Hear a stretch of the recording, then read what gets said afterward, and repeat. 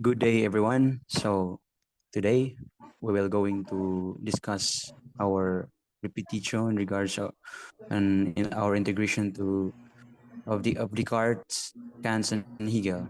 So my companion here today is Brother Courtmail Otinggey, and I am Good Joseph day, Flores. everyone. So let us begin. Main points by Descartes. Descartes believed that our mind is eager to reach the truth, but not in a direct manner. He added that we are still surrounded by doubt, but this was to guide us in the walk through the light of knowledge, so as not be deceived by mere appearance. However, there is still a problem to say in this context, whether a thought is in the state of doubt and that knowledge is near in its reach. This does not mean that they are the foremost among all truths. It entails that these themselves are also copies. Despite the weariness that knowledge is impossible to be caught up in, by doubt again we are dodged from the false appearance of things, and it does not need to prove if it's perfect or in defect, as long as these are the answers to the recent question. It is a field thought to say. An example to say this is the origin of humanity, whether it came from the ape or, according to religions, from dust breathed with air. There is still no proof to support this. Somehow, we manage to believe that these may be both true, even though we do not need to further search.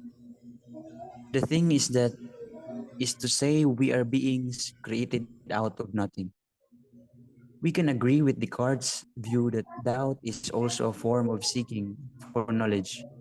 Without this part of thought, deception takes place and can even disrupt the natural state of thinking, which is eager and not content with merely part of information. And the second one is the main point by Kant, which states that mind only relies on appearances, but does not yet reach the thing in itself, which refers to the intangible state of things. Despite effort trying to shape out of thought, things cannot be described easily, hence they are unseen. This view of countering can be called pessimistic since it hinders the reality that the mind can touch the body, touch the objects out of their ability to describe and define its own term.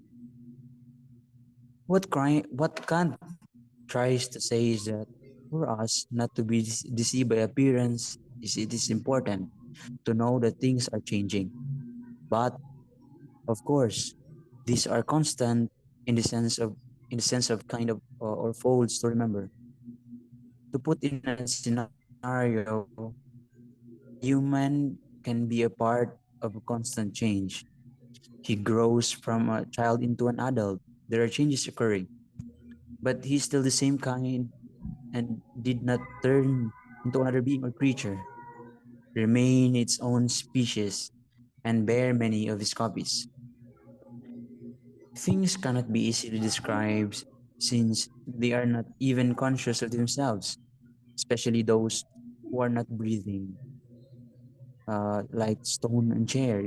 For example, thoughts and sense only relied on the appearances, which was only limited to that outer space. And by the court, you can Oh, elaborate.